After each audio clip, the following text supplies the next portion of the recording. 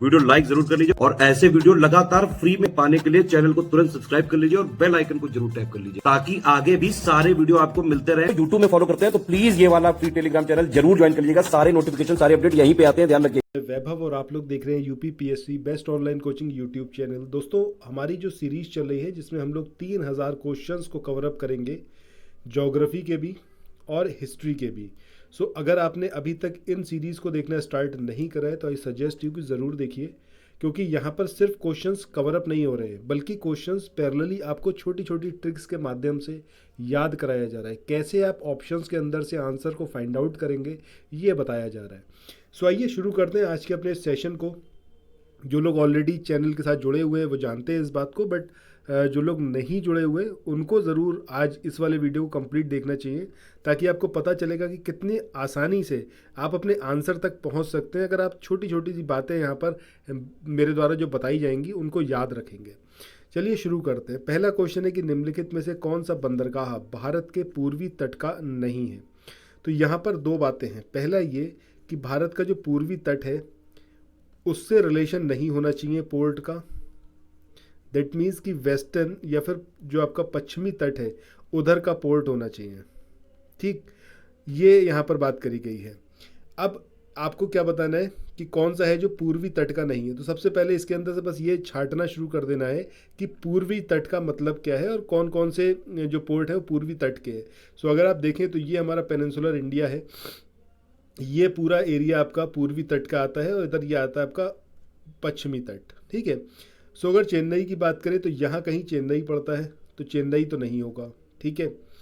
कांडला की बात करें, अच्छा इस पे रुक जाते हैं। पारादीप की बात करें तो ये उड़ीसा में पड़ता है, तो इधर कहीं होगा। तूतीकोरिन की बात करें तो ये भी नहीं होगा। ठीक है, ये भी इधर ही पड़ता है पूर्वी तट पर। तो एक ही बचा जो है आपका कांडला। अब बात ये होती है कि सपोज आपको कुछ भी नहीं पता, आप कुछ जानते ही नहीं है और फिर भी आप चाहें इस क्वेश्चन को आप याद रखें, कैसे रख सकते हैं। कांडला का अगर आपको स्टेट पता है तो आप इजीली फाइंड आउट कर लेंगे, कोई मतलब ही नहीं है फिर कोई कन्फ्यूजन होने का। अगर मैं ये बोलूं कि जितने भी कांड होते हैं, कांड चाहे वो चोरी के हो गए, डकैती के हो गए, लूट के हो गए, कोई भी इलीगल काम या फिर इलीगल जो कांड होते हैं, सो कॉल्ड कांड, ये सारे कांड कब होते हैं? रात में होते हैं। एक ही स्टेट है जिसके अंदर आपको रात देखने को मिलेगा और वो है आपका गुजरात। और आज के सिनेरियो में जो प्रेजेंट हमारी जो रूलिंग पार्टीज़ हैं वो कहाँ पर, मतलब उनके हेड जो है वो कहाँ से बिलोंग करते हैं और किस तरीके की घटनाएं आज देश में हो रही हैं, आप लोग भली भांति परिचित हैं। तो कांड कोई भी हो लेकिन सारे के सारे जो छुपा लिए जाते हैं उन्हीं लोगों के द्वारा जो कि इस पर्टिकुलर स्टेट से आते हैं। ठीक है, मतलब जो रूल कर रहे हैं, सिर्फ उनकी बात हो रही है। चलो, तो इस तरीके से यहाँ पर आप इसको याद रख सकते हैं। अब अगर बाकी हम बात करें कांडला बंदरगाह के बारे में, तो कांडला बंदरगाह जो है ये आपका जो कच्छ की खाड़ी है, तो कच्छ की खाड़ी के मुहाने से तकरीबन 90 किलोमीटर की डिस्टेंस पर ये लोकेटेड है, जो वेस्टर्न कोस्ट है इंडिया का वहाँ पर। और ये आपका एक नेचुरल पोर्ट है, यानी कि प्राकृतिक बंदरगाह है। सो इस तरीके से भी आप याद रख सकते हैं कि भाई अगर हम कांडला की बात कर रहे हैं, हम गुजरात की बात कर रहे हैं, तो इसका मतलब ये क्या हो गया कि गुजरात में अगर आप देखोगे तो गुजरात के जो मतलब जो लीडर्स हैं जो आज की डेट में हमारे देश को रूल कर रहे हैं, नेचुरली तरीके से वो हैं ही अंदर से कुछ इसी तरीके के हैं। ठीक है, और मतलब मुझे लगता नहीं कि आपको कोई इसमें डाउट हो सकता है। अगर आप अंधभक्त नहीं हो तो आप बहुत ईजिली इस चीज़ को फाइंड आउट कर सकते हो कि हाँ भाई, अगर जॉब्स की बात आएगी, कहीं वुमेंस राइट की बात आएगी, कुछ भी ऐसा होगा तो किस किस तरीके के भाषण होते हैं, किस किस तरीके की एक्टिविटीज़ होती हैं, क्या कुछ करा जाता है, you know it very well. बहरहाल हमारी यहाँ पर कोशिश सिर्फ ये है कि हम चीज़ों को याद रख पाएँ इतने बेहतर तरीके से कि एग्जामिनेशन में आपको कोई कन्फ्यूज़न हो ही ना। अगले क्वेश्चन की बात करते हैं। पूछा गया है कि इसमें से कौन सा कथन है जो कि सही है। जो कथन सही है वो आपको बताना है कि हल्दिया जो है वो उड़ीसा में है, क्या ये सही है? तो ये तो भाई एकदम सही नहीं है। ठीक है, ये तो हो गया गलत। अब क्यों गलत हो गया? क्योंकि हल्दिया पड़ता है आपका कहाँ पर? वेस्ट बंगाल में, वेस्ट बंगाल। ठीक है। दूसरा, पारादीप की बात करें तो ये आपका पश्चिम बंगाल में है, ये भी इनकरेक्ट है। क्यों? क्योंकि पारादीप ये आपका पड़ता है उड़ीसा में। इसके बाद नेक्स्ट बात करें कांडला। जैसे ही आपने कांड देखा आपको रात की बात याद आ गई, उसके बाद आप सीधे इसी को लगाएंगे कि भैया यही जो है वो सही है। इसके बाद मुर्मू गोवा की बात करें या फिर गाओ की बात करें तो ये कर्नाटक में नहीं है, इसके नाम के अंदर ही वो राज्य छुपा है जहाँ पर ये है गोवा। ठीक है, अब ये गाओ गोवा, इस तरीके से आप इसको याद रख सकते हो, गाओ गोवा, बहुत ईजिली है इसको फाइंड आउट करना। अब यहाँ पर बात होती है कि पारादीप की बात करें। दीप मतलब दीपक, दीपक जो होता है वो हर दिशा में रोशनी फैलाता है, इस तरीके से इसको यहाँ पर याद रख सकते हैं। इसके बाद बात करें हल्दिया की, तो हल्दिया को याद रखने के लिए ऐसे करके आप याद रख सकते हो। अगर हल्दिया को हम दो अलग अलग वर्ड में तोड़ दें, एक है आपका हल और दूसरा है आपका दिया। अगर आज की डेट में अगर हम बात करें कि जो प्रेजेंट गवर्नमेंट है बीजेपी की, तो इससे टक्कर लेने के लिए जो विपक्षी पार्टी हैं, इनको जो हल दिया वो किसने दिया? ममता बनर्जी ने। ठीक है, वैसे नहीं दिया बट इसको आप याद रख लो कि ममता बनर्जी ने इसका हल दिया। अब वो हल किसकी शक्ल में आया? वो हल आया आपका इंडिया की शक्ल में।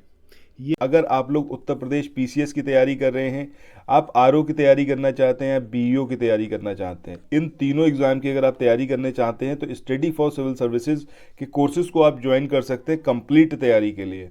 ये वन स्टॉप डेस्टिनेशन है, यहाँ पर आपको सब कुछ मिलेगा, जिसमें स्टडी मटेरियल रहेगा, टेस्ट सीरीज रहेंगी, पेड क्विज रहेंगी, सब कुछ आपको एक ही जगह पर मिलेगा।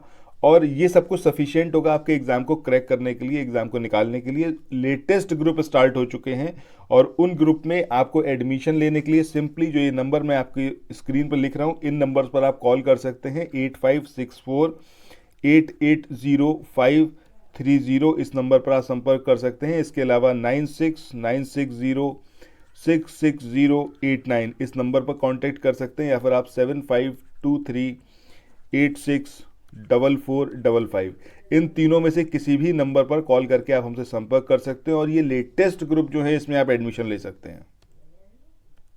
ये जो अभी अलायंस बना है इसकी शक्ल में, तो इस तरीके से आप यहाँ पर याद रख सकते हो कि हल दिया को अगर हल और दिया तो बस ममता बनर्जी से तुरंत आपको याद आएगा। भले ही आप बीजेपी याद ना रखो, आप इंडिया याद ना रखो, लेकिन हल दिया तो किसने दिया? ममता बनर्जी ने। वहीं से आपको ये चीज़ याद हो जाएगी। मूव ऑन करते हैं अगले क्वेश्चन की ओर। अगला क्वेश्चन यहाँ पर है कि निम्नलिखित में से कौन सा एक भारत का प्राकृतिक बंदरगाह है? अब अगर हम नेचुरल बंदरगाह की बात करें तो अभी हमने जब कांडला की बात करी थी तो हमने बात करी थी कि भैया जो जितने कांड होते हैं ये नेचुरली रात में ही होते हैं।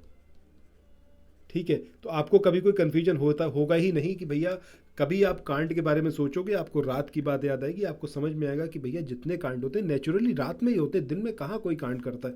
हर दूसरा आदमी तीसरे आदमी को देख रहा होता है, हर किसी की निगाहें दूसरे लोगों पर होती हैं, तो दिन में तो कांड होते नहीं है, कांड नेचुरली रात में ही होते हैं। तो कांडला का जो बंदरगाह है ऑब्वियस सी बात है कैसा रहेगा आपका? नेचुरल रहेगा। ठीक है, हमें यहाँ पर बताना है कि भारत का प्राकृतिक बंदरगाह जो नहीं है वो कौन सा है। सो कांडला वाला तो है, ये तो बात सही हो गई। अब अगर हम पारादीप की बात करें तो हमने यहाँ से दीप को निकाला, तो दीप का मतलब है क्या है? प्रकाश देना, रोशनी देना, जो नेचुरली हर दिशा में देता है, और इससे आप बिल्कुल भी मुंह नहीं मोड़ सकते, ये तो ऑब्वियस सी बात है। इसके बाद मुंबई की बात करें तो मुंबई के बारे में जैसे ही आप सोचोगे तो आपको शान और शौकत दिखेगी, आपको बेशुमार पैसा, ग्लैमर, ये सारी बातें आपके दिमाग में आएंगी, और ये एक नेचुरल थॉट है, इसमें कोई किसी को डाउट हो ही नहीं सकता। सो यहाँ पर चाहे हम कांडला की बात करें, चाहे हम बात करें आपके पारादीप की, या फिर हम बात करें मुंबई की, तीनों नेचुरल मतलब बंदरगाह हैं, प्राकृतिक पोर्ट है। लेकिन जब आप बात करते हो चेन्नई की, तो इसके शब्द में ही आ रहा है नई। नई मतलब जिसको बनाया गया, नया बनाया गया तो नेचुरली तो बनने ज़रा, क्योंकि नेचुरल जो पोर्ट बनेंगे उनको तो लाखों साल लग जाएंगे बनने में, और ये नया बना है। ठीक है, तो इसका मतलब एक ऐसा होगा आपका कृत्रिम बंदरगाह होगा, मतलब ह्यूमन मेड होगा। तो इस तरीके से हम अपने आंसर तक पहुंच सकते हैं, और ये हमेशा के लिए कन्फ्यूजन आपके दिमाग से दूर हो जाएगा कि हम कांडला की बात करें, पारादीप की बात करें, मुंबई की बात करें, you will never be confused कि ये नेचुरल पोर्ट हैं या नहीं हैं। ईजिली आप फाइंड आउट कर पाओगे। अगले क्वेश्चन की बात करते हैं। यहाँ पर पूछा जा रहा है कि भारत के प्राकृतिक बंदरगाह, अब ये कौन कौन से जो हैं वो प्राकृतिक बंदरगाह हैं, इसमें आपको फाइंड आउट करना है। चेन्नई, कोच्चि, तूतीकोरिन और विशाखापट्टनम, इसमें से कौन कौन से हैं जो कि आपके प्राकृतिक बंदरगाह हैं। इसके बाद अगले क्वेश्चन में जो हम यहाँ पर बात कर रहे हैं कि प्राकृतिक बंदरगाह ये कौन कौन से, ये फाइंड आउट करना है। तो अभी हमने चेन्नई को देखा है कि इसके शब्द में ही नई लगा हुआ है, और नई का मतलब क्या हो गया कि यहाँ पर जो पोर्ट बना है वो नया नया बना है, यानी कि आर्टिफिशियल एक कृत्रिम पोर्ट है। कोच्चि की बात करें या फिर इसको हम कोचीन भी बोल सकते हैं। जैसे ही मैंने यहाँ पर कोचीन बोला तो यहाँ पर आप देख रहे हो कि चीन एक देश के बारे में बात हो रही है जो इंडिया का पड़ोसी है, और ये ऐसा नहीं है कि कोई बॉर्डर बनाया गया हो उसके बाद इस कंट्री और हिंदुस्तान को बनाया गया हो, ये नेचुरली बना हुआ है। मतलब एक ज़माने से, ठीक है, एक ज़माने से चाइना एग्जिस्ट करता है, इंडिया इधर एग्जिस्ट करता है, और दोनों के बीच में मतलब ये है कि ये एक अलग कंट्री है, वो एक अलग कंट्री है, ठीक है। और ये कैसा है सारा प्रोसेस, ऑब्वियस ही बात है, नेचुरल है। यहाँ पर ऐसा नहीं है कि यहाँ पर बाद में चीज़ें करी गई हों, ये चला आ रहा है। मतलब दो अलग अलग देश हैं, इंडिया और चाइना, और ये नेचुरल है, ठीक है। इस तरीके से आप याद रख सकते हो कि कोचीन ये कैसा एक नेचुरल पोर्ट है। तूतीकोरिन की बात करें, अब ये जो आप देख रहे हो तूतीकोरिन, ये कैसा है आपका, ये भी एक कृत्रिम बंदरगाह है। इसके अलावा विशाखापत्तनम की बात करें तो पत्तनम से तो मतलब हो गया पोर्ट का, ठीक है। विशाखा को फर्दर अगर हम सेपरेट करें तो वी और शाखा, जैसे ही आप यहाँ पर शाखा देखोगे तो आपको एक बात समझ में आएगी। शाखाएं, अगर मैं आपसे बोलूँ शाखाएं कौन सी होती हैं, तो ये मत बोलना कि आरएसएस की शाखा, उसकी बात नहीं हो रही, वो तो फर्जी है। मेन बात किसकी है, हम किसकी बात कर रहे हैं, हम एक नेचुरल प्रोसेस की बात कर रहे हैं।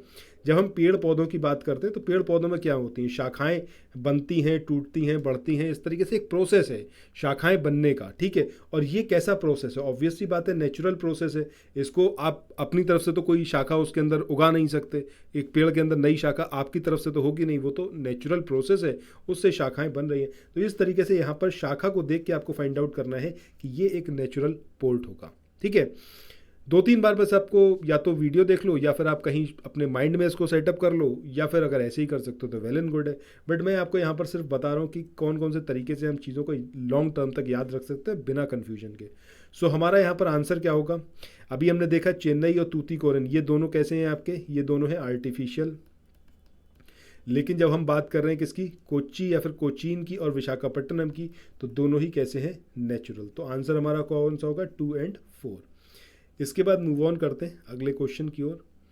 अगला क्वेश्चन यहाँ पर पूछा जा रहा है कि पत्तन जहाँ LNG टर्मिनल है वो कौन सा है, वो दहेज है, वो हाजीरा है या फिर वो आपका कोच्चि है, या फिर ये है आपका कांडला, ठीक है। तो यहाँ पर आपको बताना है कि LNG टर्मिनल जहाँ है वो कौन सा है। तो पहले यहाँ पर हम बात कर लेते हैं कि LNG का मतलब क्या है। L यहाँ पर आपका रिप्रेजेंट कर रहा है लिक्विफाइड को, जब हम N की बात करते हैं तो N रिप्रेजेंट कर रहा है नेचुरल को, और जब हम G की बात करते हैं तो ये रिप्रेजेंट कर रहा है गैस को। तो liquefied natural gas that is called LNG, ठीक है। अब यहाँ पर हम बात कर रहे हैं कि इंडिया में जो ये आपके लिक्विफाइड नेचुरल गैस है इसमें से कौन सा है। तो उससे पहले हम बात कर देते हैं कि 5 जो अलग अलग ये आपके टर्मिनल हैं LNG टर्मिनल, ये कौन कौन से हैं। सो यहाँ पर बताना है कि कौन सा नहीं है, ठीक है। तो सबसे पहले हम बात करें किसकी, दहेज की। दहेज के बाद इनके स्टेट भी अभी हम देखेंगे, पहले यहाँ पर हम बात कर लेते हैं कि 5 कौन कौन से हैं। एक हो गया आपका दहेज, दूसरा हो गया आपका हजीरा, इसके बाद नेक्स्ट हम बात करें तो कोच्चि, कोच्चि की बाद नेक्स्ट हम बात करें तो दाभोल, और दाभोल के बाद अगला आता है आपका एन्नौर। ये आपके 5 हैं जो कि आपके तरल प्राकृतिक गैस या फिर liquefied natural gas LNG terminal है। दहेज और हजीरा की बात करें तो ये दोनों आपके कहाँ के हैं, गुजरात के हैं, ठीक है। इसके बाद कोच्चि आपको पता ही है, केरल की बात हो रही है। इसके बाद दाभोल की बात करें तो ये आपका महाराष्ट्र का है, और इसके बाद एन्नौर की बात करें तो एन्नौर आपका तमिलनाडु का है।